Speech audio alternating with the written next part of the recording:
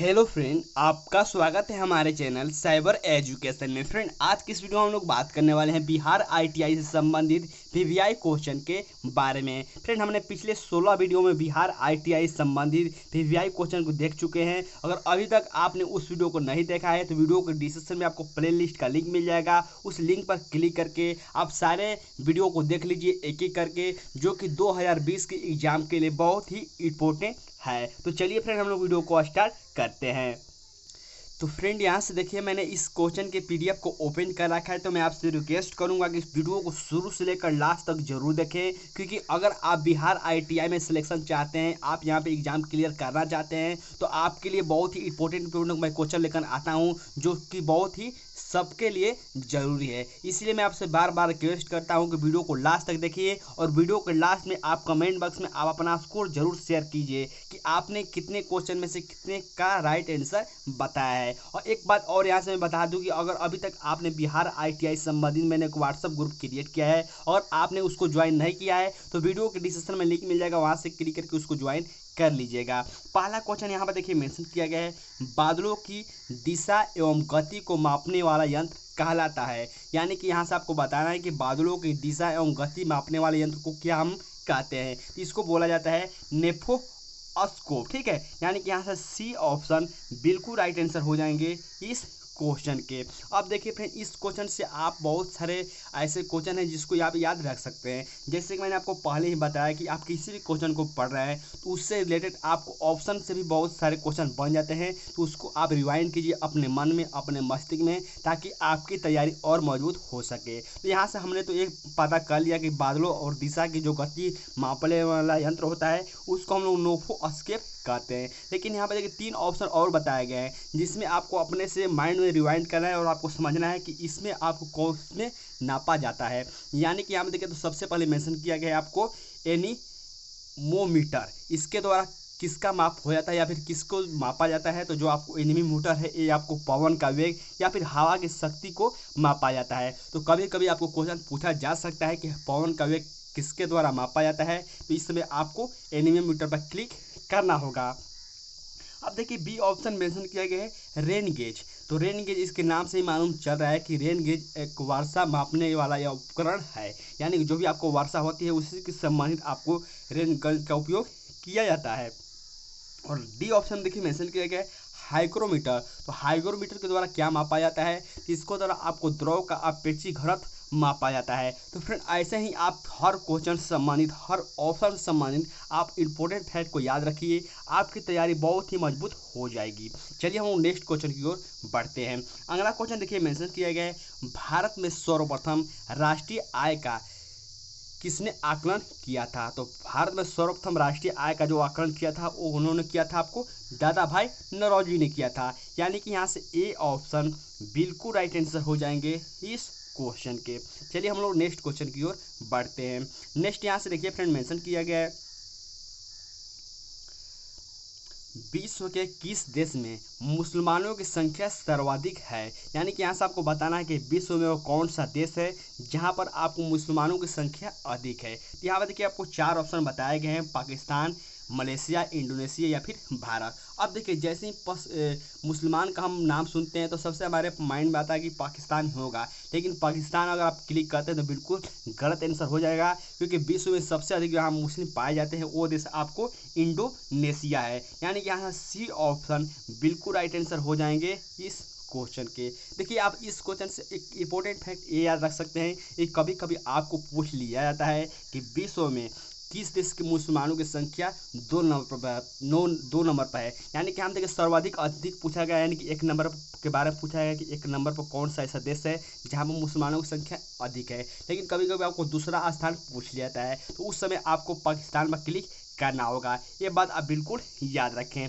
चलिए हम लोग अगले क्वेश्चन की ओर बढ़ते हैं। नेक्स्ट यहाँ से देखिए मेंशन किया गया है, किस भारतीय राज्य की सीमा सर्वाधिक राज्यों की सीमा से स्पर करती है? फ्रेंड, ये क्वेश्चन तो बहुत ही इजी है और बहुत ही इंपॉर्टेंट भी है, क्योंकि बहुत सारे एग्जाम में पूछा भी जा चुका है, इसीलिए मैंने इस क्वेश्चन को यहाँ पे इंक्लूड कर दिया है। तो इसका राइट आंसर आपको उत्तर प्रदेश हो जाएगा, जो कि आपको भारत का सबसे बड़ा राज्य है जनसंख्या के दृष्टि से। तो उत्तर प्रदेश एक ऐसा राज्य है जो कि सबसे अधिक राज्यों से स्पर्श करता है। यानी कि यहाँ से सी ऑप्शन बिल्कुल राइट आंसर हो जाएंगे इस क्वेश्चन के। अब देखिए एक स्टेट का नाम आ चुका है, जैसे कि मैंने पहले ही बताया था, जब भी आप कोई भी स्टेट का नाम आता है तो उससे संबंधित आप कुछ इंपॉर्टेंट फैक्ट को याद रख लीजिए। जैसे कि हम इसके बारे में देख लेते हैं। तो उत्तर प्रदेश की कैपिटल कहाँ है, अगर आपको याद है तो मेरे साथ आप दोहराइए। आपको कभी भी नहीं सोचना है कि हमको याद है, जब तक आपके जीवन में स्टूडेंट शब्द का जुड़ा है तब तक आप याद करते रहिए। आप एक कभी ना सोचें कि हमको सारी चीज़ें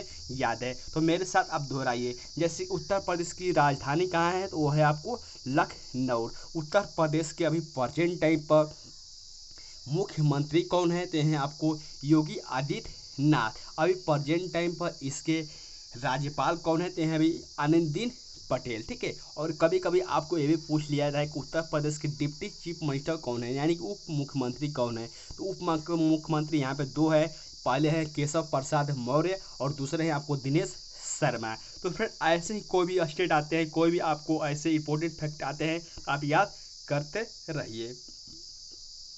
नेक्स्ट यहाँ से देखिए मेंशन किया गया है, निम्नलिखित में से कौन सा एक देव नृत्य है।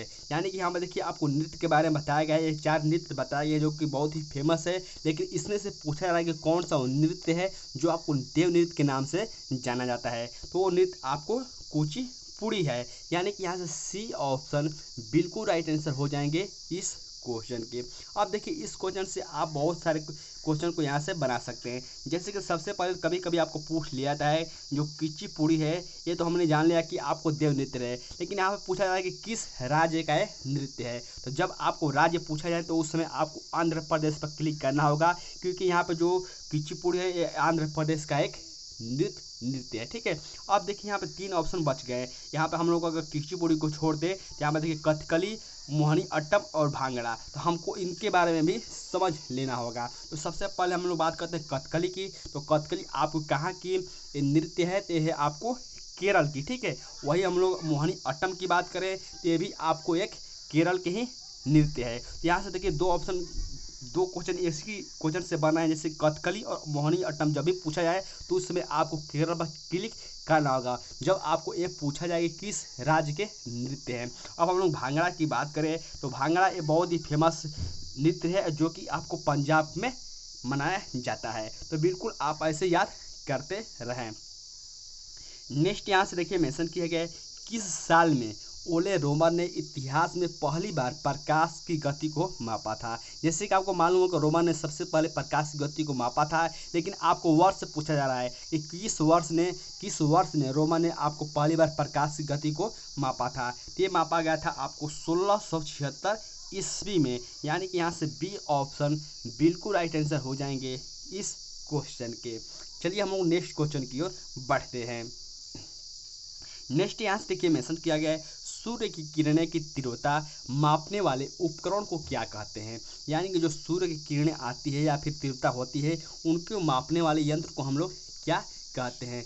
तो इसको बोला जाता है आपको एक्टिवोमीटर। ठीक है। यहाँ से देखिए मेंशन किया है एक्टिवोमीटर। यानी कि यहाँ सी ऑप्शन बिल्कुल राइट आंसर हो जाएंगे इस क्वेश्चन के। कभी कभी का यहाँ पर देखिए मेंशन कर दिया है क्वेश्चन में कि सूर्य की किरणों की तीव्रता, लेकिन कभी आपको ये भी पूछ लिया जाता है कि उच्चतम ताप मापने वाले उपकरण को क्या कहा जाता है। तो उस समय भी आपको एक्टिवोमीटर को ही क्लिक करना होगा। अब देखिए इस क्वेश्चन में भी आपको 3 ऑप्शन देखने को मिल जाएंगे इस क्वेश्चन ऑप्शन को छोड़कर, जैसे कि एस्ट्रोमीटर, क्रिस्टोग्राफ और बैरोमीटर। इसको बारे में भी आपको समझ लेना चाहिए। जैसे कि बैरोमीटर तो बहुत ही फेमस है और बहुत ही ईजी है। जैसे कि आपको मालूम होगा बैरोमीटर आपको वायु दाब मापने के लिए प्रयोग में आता है, और जो आपको क्रिस्टोग्राफ है ये आपको पौधों की वृद्धि मापने के लिए प्रयोग में लिया जाता है। तो ऐसे ही करके आप याद रखते रहिए। नेक्स्ट यहाँ से देखिए मेंशन किया गया है, मेमोरी का कौन सा माप सबसे बड़ा होता है। जैसे कि मेमोरी के यहाँ पे पूछा है सबसे जो माप है कौन सा बड़ा होता है,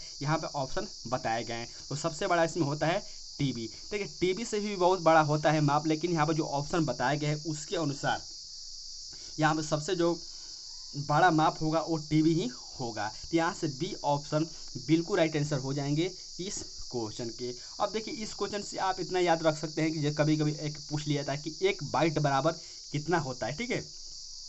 पूछ लिया था कि 1 बाइट बराबर कितना होता है, तो आपको 8 बिट्स होते हैं। और कभी कभी आपको ये भी पूछा जाता है कि 1 किलो बाइट यानी कि 1 केबी बराबर कितने बाइट्स होते हैं। तो बाइट्स में जब भी पूछा जाए 1 केबी बराबर आपको 8192 बाइट्स बताना होगा। लेकिन आपको पूछ लिया कि कितने बिट्स होते हैं 1 केबी में, तो उसमें आपको 1024 बाइट्स को बताना होगा। तो ये बहुत ही इंपॉर्टेंट है, बहुत सारे एग्जाम में पूछे जाते हैं कन्फ्यूज करने के लिए। तो इसको आप मन में अपने रिवाइंड कर लीजिए, बैठा लीजिए। नेक्स्ट यहाँ से देखिए मेंशन किया गया है, जब वृक्क कार्य करना बंद कर दे तो कौन सा पदार्थ जमा होता है। यहाँ पर देखिए जीव विज्ञान से क्वेश्चन है और बहुत इंपॉर्टेंट क्वेश्चन है। यहाँ पूछा रहा है कि जब वृक्क कार्य करना बंद कर दे तो कौन सा पदार्थ जमा हो जाता है। तो जब भी आपको वृक्क कार्य करना बंद कर देगा तो उस समय आपको रक्त में नत्रजनित अपशिष्ट पदार्थ आपको जमा हो जाते हैं। यानी कि यहाँ से बी ऑप्शन बिल्कुल राइट आंसर हो जाएंगे। नेक्स्ट यहाँ और लास्ट यहाँ पे देखिए क्वेश्चन मेंशन किया गया है, एड्स होता है। यानी कि यहाँ से पूछा है कि एड्स किसके द्वारा होता है, जीवाणु से, फुफुंदी से, कृमि से या फिर विषाणु से। तो जो आपको एड्स होता है ये होता है आपको विषाणु से। यानी कि यहाँ से डी ऑप्शन बिल्कुल राइट आंसर हो जाएंगे इस क्वेश्चन के। देखिए कभी कभी आपको ये भी पूछ लिया था कि जो एड्स होता है कौन सी विषाणु के द्वारा होता है, तो उस विषाणु का नाम है HIV। ठीक है, ये भी बिल्कुल आप याद रखें। इस क्वेश्चन से एक बात और आप याद रख सकते हैं, कभी कभी ये भी पूछ लिया था कि विश्व एड्स दिवस कब मनाया जाता है। तो ये मनाया जाता है आपको 1 दिसंबर को प्रतिवर्ष। तो ये भी बिल्कुल आप याद रखें। तो फ्रेंड आज के इस वीडियो के माध्यम से हमने टॉप 10 क्वेश्चन को देख लिए हैं बिहार ITI से संबंधित। और मुझे उम्मीद है कि आप सभी कैंडिडेट ने इस वीडियो को लास्ट तक देखा होगा। अगर आपने इस वीडियो को लास्ट तक देखा है तो वीडियो के नीचे कमेंट करके आप उसको जरूर बताएं कि आपने 10 क्वेश्चन में से कितने क्वेश्चन का राइट आंसर दिया है। ईमानदारी पूर्वक आप जरूर बताएं और इस वीडियो को दोस्तों के साथ शेयर करना बिल्कुल ना भूलिएगा। तब तक के लिए बाय फ्रेंड, जय हिंद।